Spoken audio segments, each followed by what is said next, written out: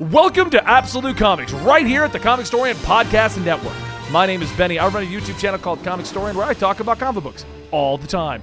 And that's Sal. He runs the channel called Comic Pop, where him and his friends talk about comics all the time. And we've decided that we are the best resources for comic books, so we've decided to put ourselves in a podcast. We're not full of ourselves at all. You are. That's my new slogan, by the way. I love it. Put it on the t-shirt. Anyway, guys, welcome to today's show, and I want to open it up with a couple of things. First off, I want to follow up on a comment here, Sal. A comment that we get quite a bit, and I get people watching the show. So, like, Benny, you're distracted, and we can see you actually playing video games. You're not wrong. I wanted to explain that real quick because I don't think I've explained it in quite some time, or maybe not even in full. My brain is weird. I have severe ADHD. Okay, and maybe this will help somebody else who has very similar problems that I do. But I have severe ADHD to the point where I'm always thinking about 3, 4, or 5 different things. In order to stay on a topic, I need to be doing something else. It's entirely what it is. So normally it's me playing Destiny. It's me playing Final Fantasy XIV. A lot of times the goal is that it's not more distracting than the conversation. Once in a while that happens because I think it won't be. And I'm like, hold on, Sal. But that really does basically help. It's how I stay on topic and how I know what's going on because my brain is, I don't know what it is about my brain, but it needs to be focused on 2 things at once. It always does. Or the problem is if I'm talking to Sal 5 minutes into our discussion, my brain will wander to like, oh, did I put the laundry on? What am I doing later in my video games? How is my raid group doing? Oh, let me go chat with my brother about the latest other comic. That's just what happens. So yeah. I learned a lifetime ago, so I just want to apologize to anyone's like, Betty doesn't look focused. I try to put the camera in a spot and the chat in a spot that always looks like I'm looking at it, but it happens. It's not always going to work out, so no. Yeah. But no offense, yeah. Yeah, I just want to say I'm not offended. I'm not disinterested in our conversation, Sal. Sal knows that. If you ever meet me in real life, I will be on my phone while we're chatting. Yes. That's not. He will have a Rubik's Cube. He's going to be working while he's talking to you, trust me. I have something I'm doing with my fingers. You will see that. You will notice that. A lot of times, if I'm talking to you and I glance at my phone all the time, I'm not. I have nothing else to do. I have no other pressing matters. I'm literally just opening up Twitter and closing it because it lets my brain focus on the conversation. Yep. I do. 90% of the time, I'm like, did somebody else tweet in the last 3 seconds? Yep. Tell you what, they don't normally. No, and that's the most disappointing. Yeah.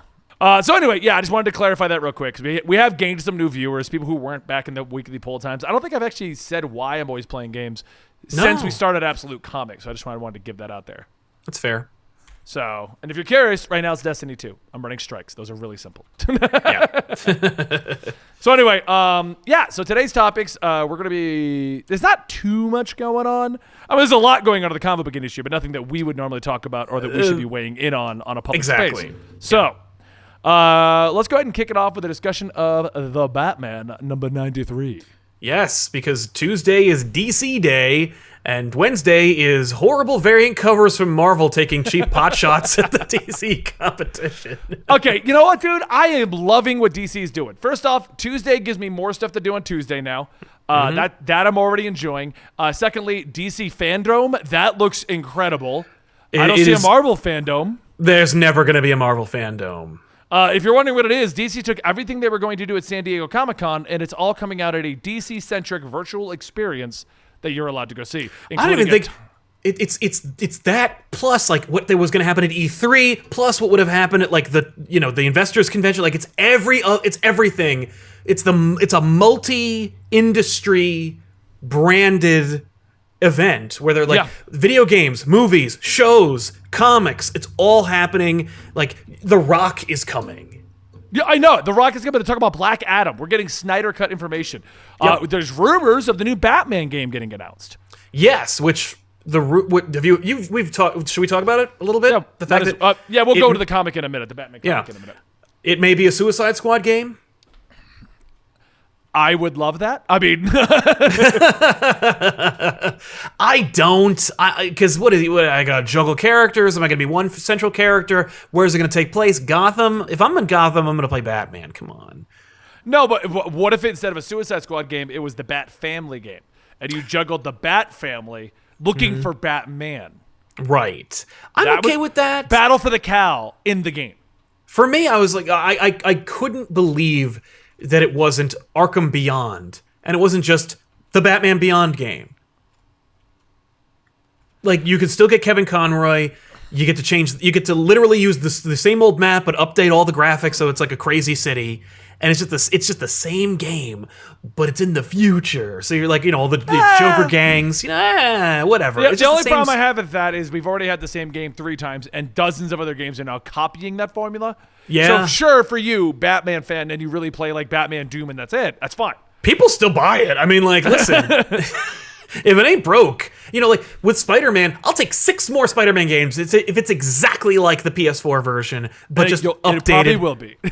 Fine with me. Don't screw it up. Don't think you can improve. Just keep it all the same, make it look a little better, and add more boroughs. That's all I want. That's all I want. And more and the same costumes plus more costumes. I mean, you're not wrong. I mean, I agree with you on that. Right? So but that being said, Suicide Squad, I'll buy it. Rocksteady knows it's Rocksteady, right? Yep, Rocksteady does it. They know what they're doing. They've made good games. I've played them all. I'm in. Like, I'm still gonna. I'm complaining about it. I'm still gonna buy it. Oh yeah, regardless, whatever it was. Yeah. So I mean, I liked every one of them, even Origins. Chat's talking about Origins and how bad it was. No, I liked Origins. Screw you all. Yeah, the combat was still fine. Yeah, it was still the same game. It was just fighting Two-Face and shit. Mr. Freeze. Right. Yeah. Yeah. So anyway, Batman 93 came out today, and we're gonna talk about it. It's gonna be a little spoilery, but I don't think that the spoiler is that bad because honestly, it's kind of lame in my opinion. Yes, Don't really like it. No, me either. I was very surprised, but only in a kind of disappointment way. Yeah. I had no theories about who the designer was, so I wasn't. I thought it was gonna be someone entirely original. I thought we were going to get a new villain. They were hyping up the possibilities of this guy, how he was, his plans, his designs. They were hyping all of that up, and I was on board. I was like, James Tynion's going to make a new villain that'll disappear, and then we're going to deal with the Joker. Right. And it's just, I mean, I'll just say it now. You had your moment to get out, but it's just the Joker. It's all it comes down to.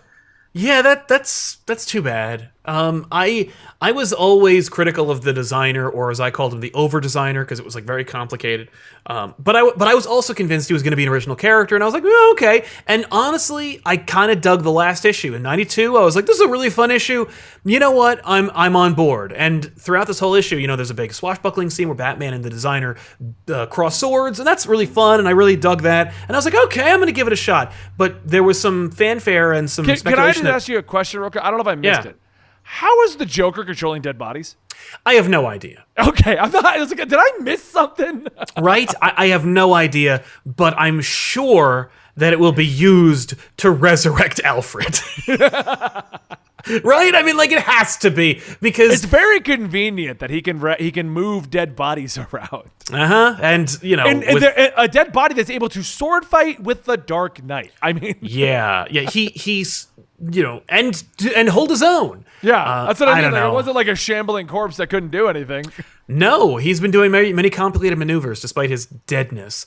But otherwise, I mean, I'd heard some rumors and speculation. Like, people were like, maybe it's Hush, or maybe it's Alfred. And I was like, oh, I hope it's nobody. Like, I didn't want it to be anybody. Right, and, I didn't want it to be anyone in particular. Yeah, and now that it's Joker, I'm like, I like What the about, yeah. What do you think about Punchline? Let's kind of dive a little bit more into Punchline. I've never been a fan of Punchline, but I get it. Like, I get the idea and the approach. And it's fun.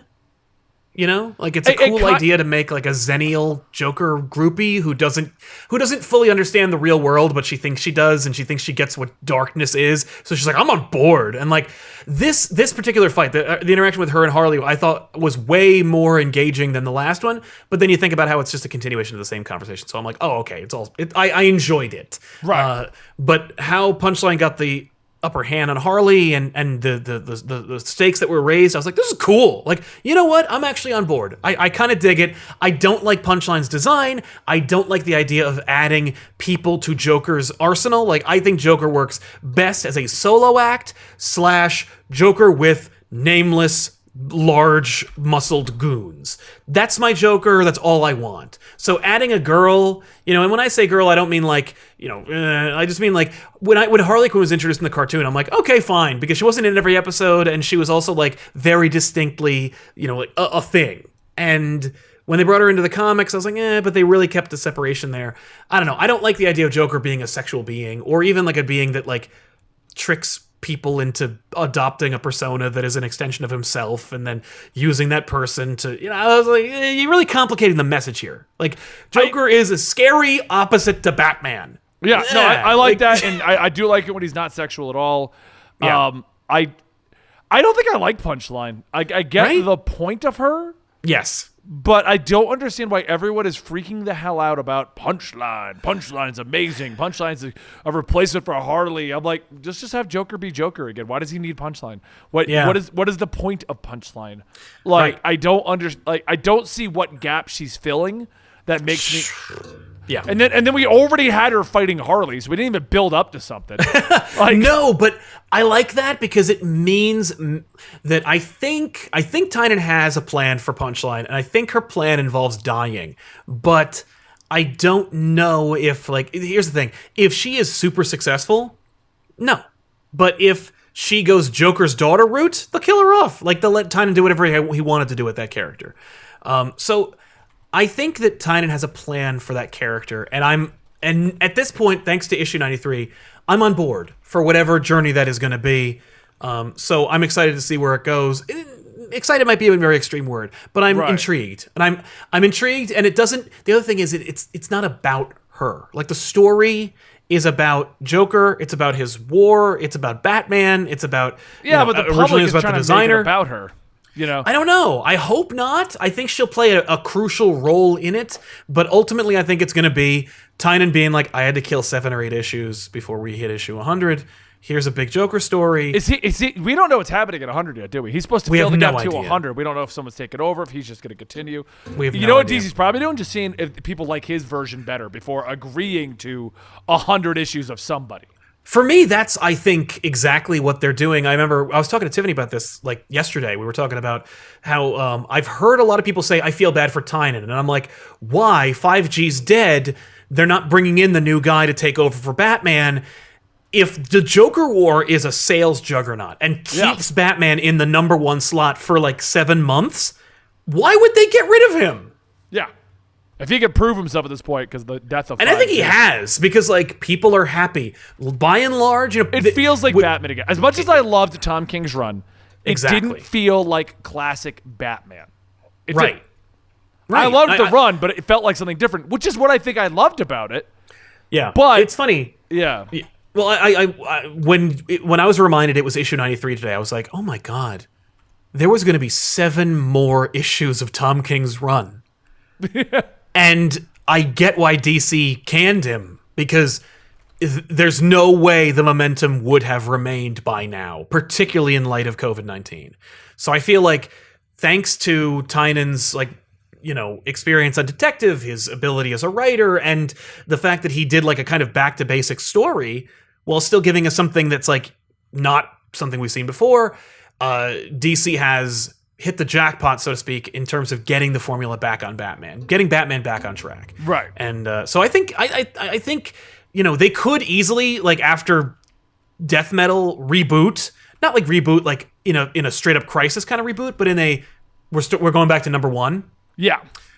They could easily do like, hey, it's Bendis or whoever, but I think it would be smarter to just keep going. 101. James Tynion IV. He's got another arc. It's Two-Face. Oh, like I really do think it like that would succeed. Oh, if you're reading Tomasi's Detective, Two-Face is like dead or fighting, or he's got a cult. I haven't read the last 2 issues, but I don't read Detective. He's got like a religious cult going on right now, and he killed Harvey Dent. Two-Face has full control. There's no Harvey Dent anymore. Okay, all right. I never really understood there being 2 of them. Like, as a kid, I really just thought he was one person. Like, you know what I mean? Like, I thought it was just like when he got scarred, he was a jerk who remembers being Harvey Dent and is just an asshole now. Like, that's legitimately all I thought. And then I kept seeing all these books, like when I got more into comics, where it's like, no, it's two personalities. Like, I'm like, oh, that's kind of boring. Like, I never really liked Two-Face as being two people. I kind of like the idea of, like, there was this guy, he went through a bad experience, and now he's a jerk. But sometimes he can be reasoned with because he's still the same person. I agree with you on that, because I feel the same way about Two-Face. It took forever for me to realize that, they're doing a split personality thing. Yeah, and I'm like, oh. So I have a feeling obvious. Tomasi killing off the Harvey Dent side is more to line up with what the general perception is. Two-Face is just, that's his thing. Yeah. Yeah. That being said, I feel bad because you just reminded me Tomasi's writing Detective again, and I was like, I should be reading it. Yeah, because Tomasi's doing a killer job over there. He's a great writer. I just didn't read it. I missed it. And I should, because Tomasi's a great writer, and I should be reading it. But yeah, so any thoughts on 93 besides that? Oh, the end result, because it wasn't just like the designer is Joker. It's also Bruce Wayne's broke. I hate to say it, but I feel like that's just been done thousands of times before this. There's a movie with that plot. Yeah, there is. Yeah, I'm gonna sound like such a plebe by suggesting that, like, I'm not reading Batman to get new things. Like, I'm not interested in seeing Bruce Wayne brought to being broke because he was broke when he was training to be Batman. Like, we've already seen that in the implicit nature of who Batman is. But that being said, I like Tynion so much that because we know he was going to wrap it up in 7 issues anyway, he's broke for 6 issues. Whatever. Okay. If it's temporary, I'm in.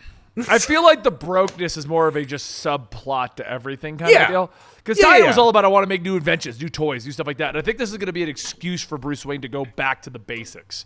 Right. Back to the stuff he has. Can't make We're Iron Man 3ing this book up. Yeah, okay. Basically.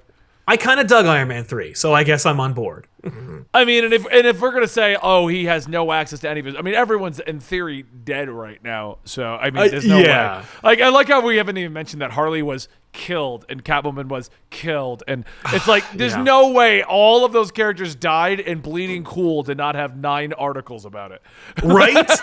No, it's all part of the story, and I'm on board. I think it's a cool looking. I think it's a cool story. This issue did nothing to dissuade me from my enthusiasm about the story, and it doesn't. It's funny because Joker War. Oh, that should be crazy and bombastic, and if Snyder and Capullo were doing it, people would have like pooped themselves in anticipation. But for some reason, right now, it's not nearly as catching or as exciting. Like, I think that's fine and good because it allows for a more, a more intimate story about like Batman and Joker. It's why I'm not really worried about Punchline. Like, I'm not really like, oh man, Punchline, what's she gonna do? How's she gonna take over? And it's like, I think at the end of the day, Tynion's just going to be like, I think because he crafted this in the knowledge that he's done at 100, he may not be, and I think he said like he's going to keep going if he's allowed to. He has more ideas. Yeah, he said that right at the beginning. If they let him keep going, he's going to keep going. Because they never said who was supposed to take over. We just knew that he was supposed to be the intern.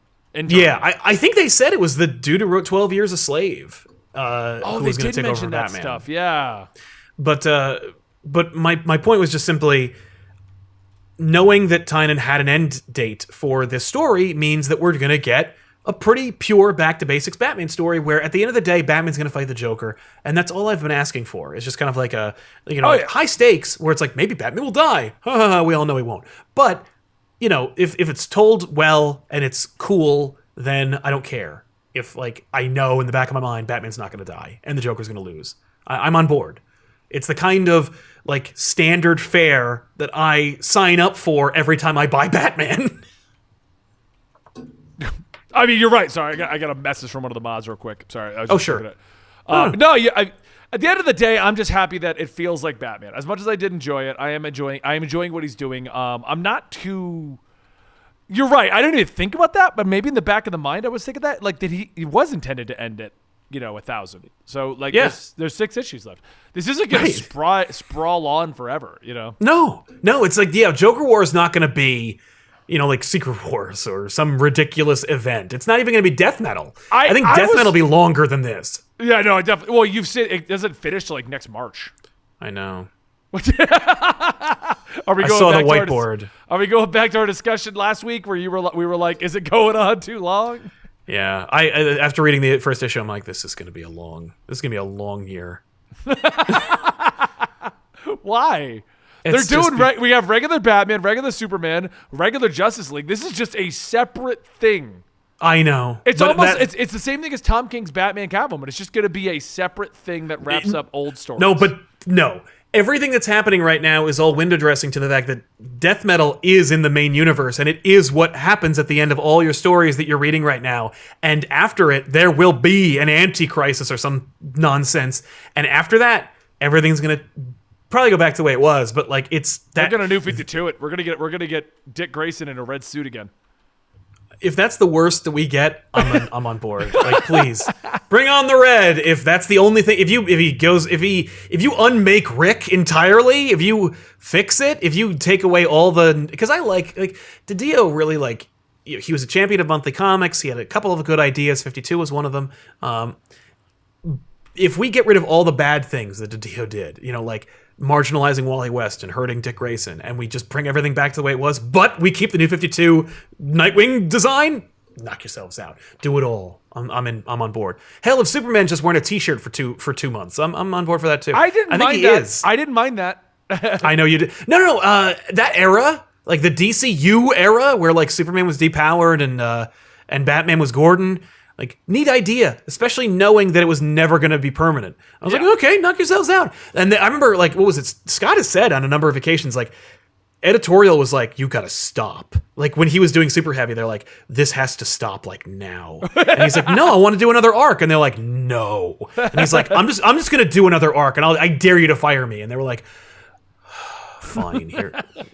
Super Happy was all of that stuff. Actually, you're right. The only one I don't like was Green Lantern. Right. What they did to Green Lantern was weird. I didn't like that. Agreed. He got the gauntlet and he was an outlaw and it made no sense. And I didn't care. I was like, I don't have time and money for all this. you know what crap. I think is funny at the time, though? When they were doing all of that, all these characters are getting these massive changes, right? Superman with the t-shirt, Batman with Super Heavy. The Flash had a successful TV show and they're like, no, but the Flash. Oh, don't change anything. The Flash is still the Flash. He's fighting Blue Flash in the future and we're going to put him in the show. So they know what side their bread is buttered on. We also got Burnside Batgirl. oh yeah, that stuck around. That's cool. Yeah, Cameron Stewart didn't, but All right, next topic on our list, Deceased. Hope at World's End 3 shows what happened to the rest of the Flash family during the events of Deceased and also shows that they appear to have been taken off of the playing field by leaving for another Earth. Also potential future ramifications of the speedster infected by the virus entering the Speed Force. Okay, did you read Deceased? I did indeed. I love it. Loved that issue. Thought it was great. It just proves that Tom Taylor can write anything. Yep. I agree with that theory right there. That Max Mercury is now going to spread it across the multiverse so that he can continually tell these stories forever. Well, and so that maybe we'll have a DC versus Deceased story. Yeah. Well, I mean, I'm on board. That's what Marvel Zombies turned into. Yeah, It was technically its own thing, you know. I hope it isn't. Like, I want it to be that it's just like a speedster heaven where it's like it burned away everything. And then they're like, oh, maybe that's the cure. Like, we put you in the Speed Force and it burns away the infection. I want that because I know Tom Taylor believes in hope, so like it could be that. I get that there could be ramifications, like Max Mercury is like infecting more, or maybe that, I don't know. I liked the happy ending we got in this issue. I love this series and I love Deceased. I'm a sucker for it. And it's, by the way, it's not even like it's not like crazy, like amazing. It's not like blowing the doors off of everything. It's not even original. It's just cool and well written. So I'm on board. Like, I just like it. And the more I get, the more I'm like, this is as good as the last one. Okay. You know what I mean? It's just fun. Did you see Tom Taylor fun like spoil what's coming up? No, I didn't. Because the Hope at World's End is all the little side stories. We all know that now at this point. We didn't know what it was when it came out, but it's just fun little side stories. Some 2 issues, some 1 issue. You know. Yep. Someone said, "Can you give us any spoilers for it?" And he responded with, "Spoilers coming later. Why you need her now?" And I was like, okay, that's a clever way to put it. Yep. I'm on, and he likes her. Like, he likes all those characters because he's the right age. Yeah. Everyone his age remembers and likes Tim Drake, Wally West, spoiler, Cassandra. That's why he killed them all in Injustice. Well, because injustice is injustice, but he gave them all cool deaths. That's true, yeah. But I love it. It's great. Good stuff. More. DC confirms that Bloodhaven has been pronounced wrong this whole time. It's Bloodhaven. Well, that's what the umlaut means. It means ugh. Yeah. So yeah. No, it is Bloodhaven. It's dumb. Dan even put it in the notes here. It's going to be like Constantine. No one's going to care. No one cares. No one's going to argue with you. It's just going to be sticklers who are like, oh, I read on CBR. Technically, it's pronounced Bloodhaven. You're saying it wrong. Like, okay. I love Bloodhaven. Yeah.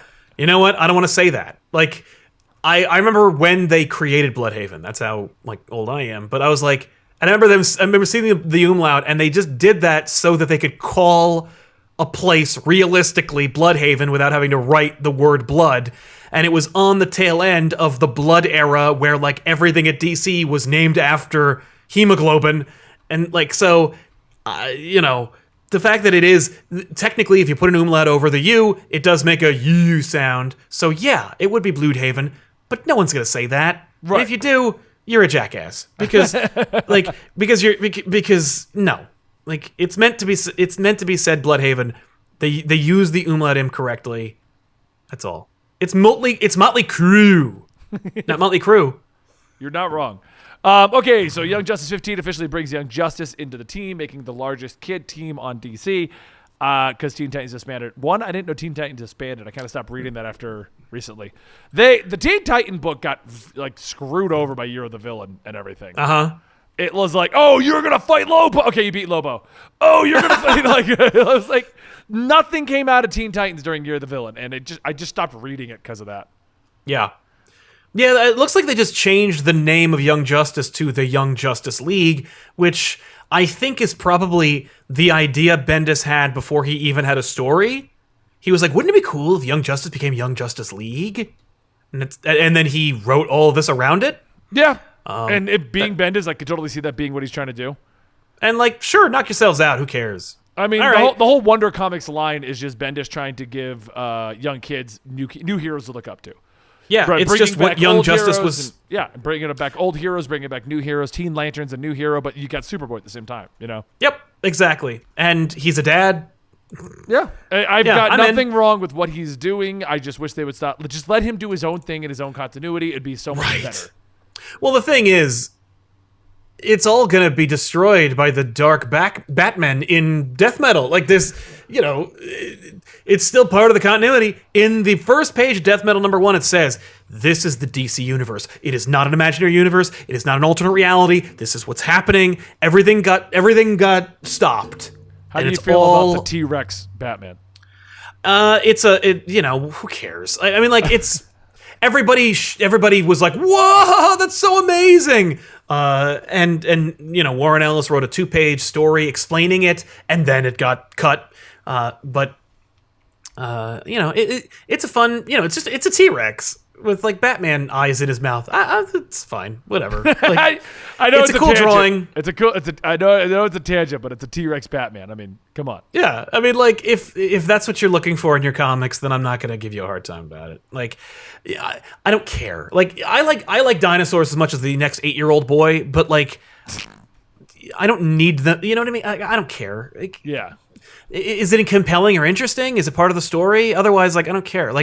I like the T-Rex in Jurassic Park because it is like a character and it's about dinosaurs and it plays a crucial role in the story and it doesn't take up space where it doesn't need to be. And I don't think just because you put wings and flames on a car, it makes the car look cooler. I shouldn't show you my 1970 Thunderbird. Right. But it's a T-Rex in a Batman book. The reason why that there's a T-Rex in the Batcave is because it looks cool. You want to put a T-Rex in your Batman, pantheon? Go ahead. But don't expect me to get a tattoo of it or get excited about it. Outside of it being on the page and being drawn by Capullo, because it's I don't care about that kind of thing. That's not the kind of thing that makes me excited about a story. It's just right. It is cool. In Death Metal, he is drawn really well. Clearly, Capullo wanted to draw a T-Rex, and it looks really fun. And you know what? I wouldn't have thought for him to open his mouth and to see Batman eyes in it. I would not have thought to do that. And that was a fun visual. So, yeah, that's cool. All right. I'm not excited. I just wanted to throw that out there to see what you thought about him. Yeah, it's fine. All right. Well, that brings us to our next topic. I'm going to skip over this because I got a lot to say about the current Immortal Hulk. We're going to come back to this. Okay, cool. I don't think we're going to have much to say about the topic afterwards, but maybe I'm wrong. Yes. Michael Keaton reportedly in talks to play Bruce Wayne Batman in the Flash movie, bringing Batman 89 into proper continuity of this weird multiversal thing they're doing. Yes. I sure said that. I'm excited about that to an extent, because this could mean any number of things. Yeah. Let's put aside... first of all, I really appreciate that they said reportedly, because all the other sites were like, Michael Keaton is in the Flash movie. That is definitely happening and will star Ezra Miller. And it's like, okay, first of all, we don't know that Ezra Miller... Yeah, we don't know if Ezra Miller is going to be Flash ever again. We don't know that there's going to be a Flash movie, and we don't know that Michael Keaton is going to be Batman. Like, he's reportedly in talks that could break down and actually could be hurt even more if 1,000 news sites show his agent that everyone wants that, so they ask for more money, and Warner Brothers rejects the idea because they don't want to pay that money. Also, I have yet to see any confirmation that it's to be Batman. Just that Michael Keaton is in talks to be in the Flash movie, and everyone was like, Batman 89! Right. And to be fair, all the articles said the same thing. They all said that. So I understand. And also, who else is he going to be? I don't want Michael Keaton in a DC movie if he's not going to play Batman from Batman 89. Okay, I'll give you that. So, was he going to be Barry Allen's grandpa? Like, I don't care about that. I mean, he could just be, the father, just like the original Flash was. Right? He could be Max Mercury. And by the way, Michael Keaton is a great actor. I would love that. I'd be happy with him playing anybody, honestly. But, like... So I don't want to get into the journalistic ramifications of that, but I will say just hearing that, and if I read it in Wizard Magazine back in the day, or if like I had heard it and I worked for Warner Brothers, somebody said, "Hey, by the way, they're gonna make this happen." I'm hyped. Like I'm okay with that. Knock yourselves out. Make a multiverse. Put him in there. Do whatever you want to do. Right. Sounds fun to me. Michael Keaton's still in good shape. He could definitely wear the suit. I doubt he will, but if he did, he was Birdman. He was Birdman. He was the Vulture. He's great. I'm in. Like, I'm down. He's definitely in the shape to do this. He doesn't look like an old man kind of a thing. And he's not, like, incapacitated. He doesn't have, like, he didn't have horrible throat cancer like Val Kilmer did. Like, It's just, he could be Batman. Or he could be an old Batman. Hell, I've heard rumors that he was going to be old Batman in the Batman Beyond movie that no one was ever going to make. So, and I was like, yeah, go ahead. Do it. Whatever. I think that's fine, and I love it. I love that news, if it's news at all. Also, I like the idea, hey, they're making a Flash movie. Still? Because I remember the last time we heard about that, where it was like, Ezra Miller is out of it, like, his contract expired, but he and Grant Morrison are writing a Flash script. And I'm like, that sounds so desperate, and like it's not going to happen. Yeah, it does. So, everything I've heard is that Ezra Miller has officially been fired, so number one on that. Also, have you heard that Jeffrey Dean Morgan is apparently in talks to play Flashpoint Batman? He's been talking about being Flashpoint Batman since he was cast as Thomas Wayne. People were like, "Ooh, will you be Thomas Wayne Batman?" He's like, "Sounds good to me. Paycheck plus being cool." I was the comedian, right? Like, I'm in. He was a comedian? I think he was the comedian. Oh, the comedian. I thought you said he was a comedian. I'm like, not a comedian. No. He was the comedian. But yeah. I think that sounds cool. What about you? Are you excited? Does that sound cool? Yes and no. I mean, the fact of the matter is, like, it'll be cool, but I think I'm not as excited anymore because of the simple fact of the matter, in my opinion, they're going to ruin it. Remember when they said Kevin Conroy is going to be Batman in the Crisis on Infinite Earths event? Yes. And everyone was like, Kevin Conroy's going to be Batman. Oh my God, he's going to be a live-action Batman. And then he's in the Kingdom Come suit, and it's like, that's cool. And then he didn't wear the suit, and he was a half-crippled Batman. And he was Kingdom Come Batman. And he was evil. But they messed with that, yes. Yeah. So but those scenes were cool. and they gave us Brandon Routh as Superman, and I loved it. That I loved, but I'm just saying, when they last said we're getting a multiversal Batman, and they brought in somebody from forever ago. It's the show and the movies are night and day. Like, if they're making a movie and they're going to put Michael Keaton Batman in it, it's going to be, like, they don't care. Like, they're not, like, I remember people in the comments talking about how they were like, but in Crisis, they destroyed that Earth. And I'm like, You think they know that or care? Well, I mean, didn't On the movie didn't all end? the Earths come back? I thought. I don't know. I didn't watch Crisis. I'm pretty sure they all came back at the ending. But either way, like, who cares? The movie people do not care about the show thing. The fact that Ezra Miller Flash was in the Flash show is like unfathomable. Yeah. And it's only because like Ezra Did you Miller read the like reports on that? He was drugged out of his mind. was he Apparently, really? it took them forever to get the lines out of him because he didn't know what he was saying. Oh And my God. knowing that, if you go back and watch that clip, He seems completely out of it. oh yeah, That's funny because it's like he is cool. Like that was a cool scene. I was like, that's really fun. Like, and so smart. It's like what they should have done 30 years ago because Warner Brothers has owned all those characters the whole damn time. yeah, they have. Which just adds I to mean, the frustration to this whole thing. The closest thing we got was the worst Batman saying this is why Superman works alone. Closest thing to a crossover of any kind was like 1998, it being like so crappy. In like almost the same scene as the Bat credit card. Like, damn it. I want the Bat credit card now. I'm just throwing that out there. You know, they used to make, you know, like you could get a credit card with like stuff on it. I remember like seeing an ad for Star Wars credit cards where you get like a card with Vader's head on it. I'm like, oh, I want that so bad. I would love a card with like Batman on it. Are you kidding me? and I can't. Anyway. Moving through the next one, Deadpool 3 movie rumor. Ryan Reynolds pitched the movie idea back in 2019. Deadpool kills Fox's Marvel Universe with Michael Bay in talks. I do not see that ever happening. No way. Because that would require, one, to bring back all those actors. Two, for Disney to acknowledge that this universe exists. Right. Yeah, no. For as much as like Warner Brothers is like, ooh, multiverse, why not? Disney is like, a what?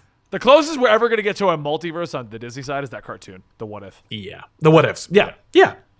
Well, and the multiverse get of madness, that. which may reference those. Like, you know, but they're not going to be like, well, who knows, actually? I mean, like, they could be like, yeah, we're going to pull out like Arno Stark, and he's played by Robert Downey Jr. because I would only see them. I would only see Yeah. them doing that in standard Marvel fashion if it works for DC.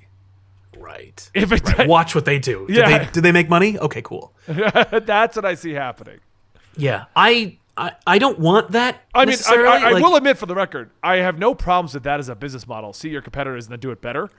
Because, I mean, that's literally what Blizzard does. And only recently has everyone finally started to take them to fucking court for that shit. You know? Right, exactly. I would watch the hell out of a Deadpool kills Fox's Marvel Universe. I want Deadpool in Marvel as soon as humanly possible. And I think that, like, it's just like, just do it. Just do whatever he wants. Just, not whatever he wants, but, like, make a Deadpool movie. Put it out from some other studio. Like, don't make it a Marvel Studios production, but still make it technically part of the Marvel Universe. And put him in everything and anything. Like, put him in it all. I don't care. He'd be great. Yeah. I'm actually going to grab this article because I'm going to make a video about it later. Yeah. Benny, where do you get all your great ideas for videos? I wait for me and Sal to talk about it. And If there's hype or interest, that's happening. yeah. Okay. So Yeah, I'm so on board. Whatever he wants to do. I don't think that but like you said, that's never going to happen. no, it'll never happen for a number of reasons, but it's a fun idea. Yes, it is. But then I literally today I watched more of Dark Phoenix than ever before. I watched like maybe 20 I minutes. still haven't seen that. It is so terrible. Is it? It is horrible. I heard the girl that played the girl in Game of Thrones, like the Jean Grey girl, has like zero Yes. personality to be the center focal point of that movie. Yes. Everyone in that movie is terrible. Like it is, and it's not even really like a movie. It's just a bunch of cliches mixed together. Like you could predict the lines because I've seen them said 1,000 times already. Like it was so cliche and whoa, it was horrible. Huh. I didn't even see the whole thing. I was like, I'm like, did people just kind of phone it in? It seems like. everybody was like, no.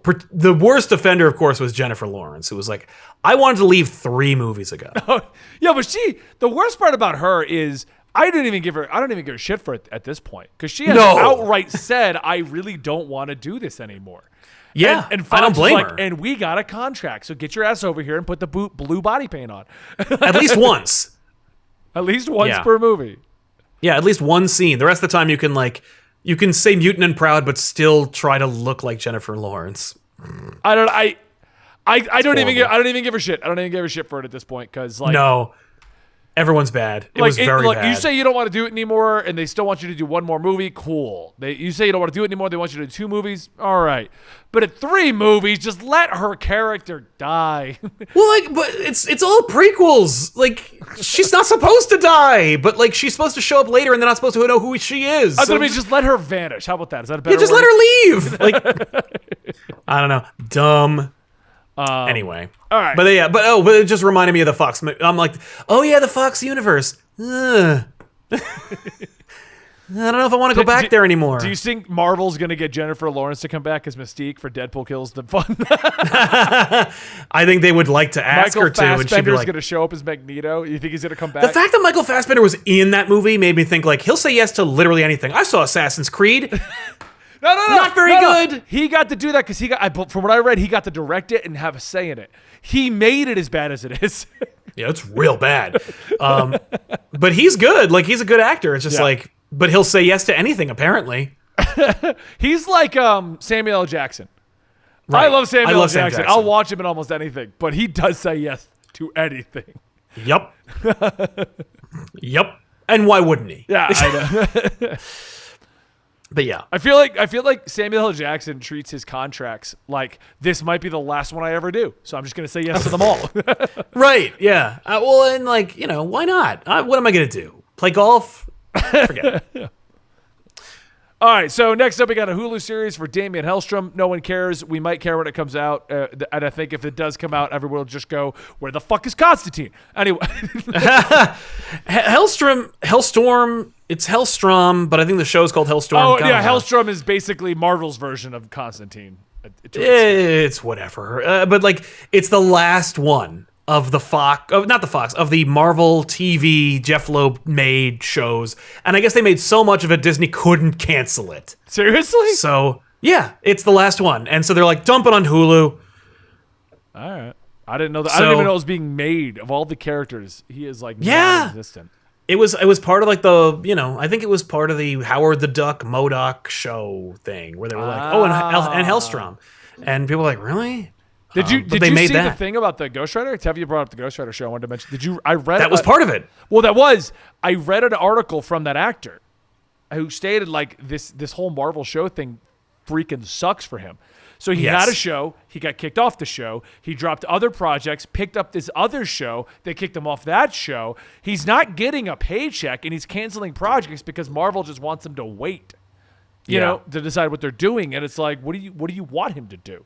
Yeah, let him take a job or whatever.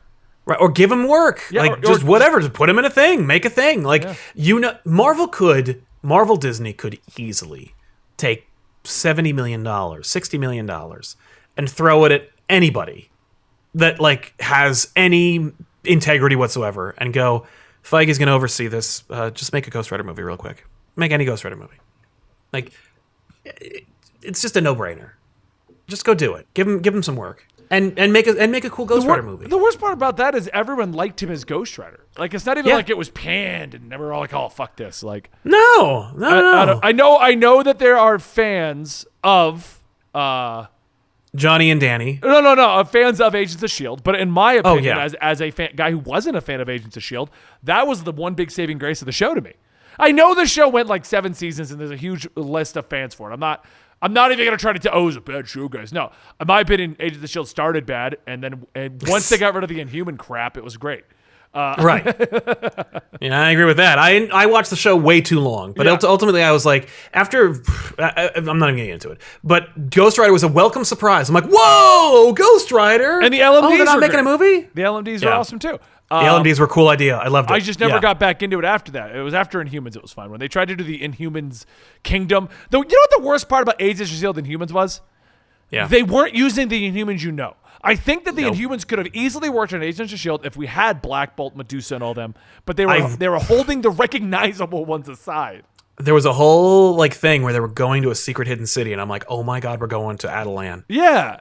and it was an empty, dead city, and I'm like, oh, we're never going to Adelaide. I was like, I see what you're doing. You're never going to get there. We're never going to get Black Bolt in this. And back then, there was going to be an Inhuman show or movie, and hashtag it was all connected. So we were like, oh, yeah, here we go. And it was like, no. It was never going to happen. All right, so the last one I wanted to talk to you about is on here. I wanted to get your opinion. So Immortal Hulk is now getting a Zero explaining new origins. He's also getting a clear ending of being, what's that thing it's about? Devil Hulk? Yeah, no, he's getting a clear ending, the 50. Immortal Hulk's getting an ending. Yeah, it's ending at 50. Yeah. Right. So cool. that is awesome. Yes. I'm really enjoying this Immortal Hulk reinvention of Hulk. Yes. I feel like it's needed it for a very long time. The problem, I am a huge Hulk fan. I love the Hulk. The problem with the Hulk, though, is it's the same problem I have with Superman. There's no answer for him to do. He's either too strong or he has to be too dumb. He's too overpowered of a character, so they never use him properly. Yes. Yeah, I agree with that. So, well, and the character goes through so many reinventions. He actually has less of a hard time reaching an audience than Superman sometimes, because Superman has to embody so many different ideals, whereas Hulk, part of the nature of his character is that he changes. Yeah. So you could just do anything. Like, you could literally do like 2 years worth of he's gray now and he's a jerk. Like, they've done that. Like, they've done he's in space. They've done he's an underworld leader. They've done he's smart, he's stupid, he's both. Like, they've done it all. So you could do it all. And Ewing has done it all, where it's like they're all there, and he unlocks them each time. Like, I'm so glad that there is an ending, because it means that Ewing actually does have like a plan, and that's awesome. I love that we're getting an Immortal She-Hulk book. In the wake of Empire. Yep. I think that it's whatever Ewing is setting up or knocking down will only end in another setup and allow for either Hulk to rest. And when I say rest, I mean like they won't have a Hulk book for a little while, and Hulk will just appear in other books or in other events, or it will dovetail very nicely into a new Hulk book by another creator who's very excited about their direction for the Hulk. It works for me. Yeah, I'm not against that at all. Oh, and actually, it's refreshing that Marvel isn't like, couldn't you just keep going? Like, That they're going to give him toppled an Batman. Yeah, I love it, and we've had Immortal Hulk since 2018. Oh yeah, Like, because it's a monthly release. Yeah. Well, and he showed up in No Surrender. Like, that's where he kind of debuted. So it was like, it's been a while, and it's cool. Like, and it had to end because like, the next most exciting iteration of the Hulk was Worldbreaker Hulk, was Planet Sakaar Hulk, and that had to end too. And it couldn't just be that he was a ruler of a planet. He had to leave.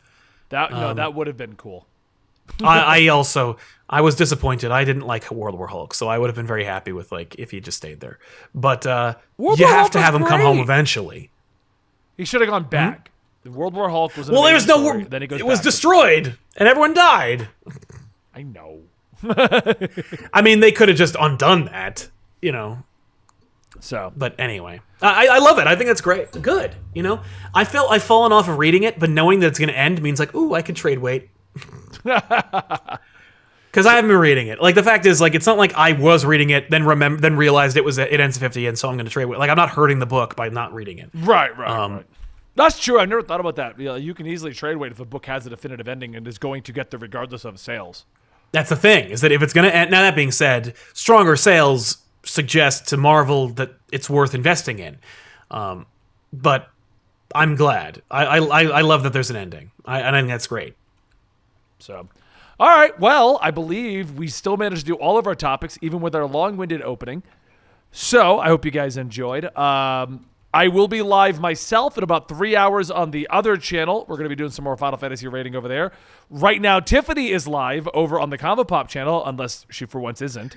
No, she is. Okay. All right, cool. So, thank you guys for joining us today. Don't forget, if you want to support this show and keep this show going, check out the Patreon at patreon.com/comicpop, patreon.com/comicstorian, or just sub right here to keep the show going. This show is entirely funded by you. We don't have any direct sponsors for it. So if you want to keep it going, you got to help fund it. If you are just watching us, keeping our views nice and high, we appreciate that as well. Thank you for that support. Don't feel like the only way to support is financially, but obviously I'm not going to try to say It helps. Yeah, it does. Outside of that, guys, we'll be back next Tuesday with this show again. If you want to watch it, we'll be back on Thursday with some Comics Experiment and more of the D&D show. And at the end of the day, thank you so much for your support. I know I appreciate it. I know Sal does. Of course I do. And, Nah. And let's go ahead and end the recording portion of this. We'll see you guys next week right here.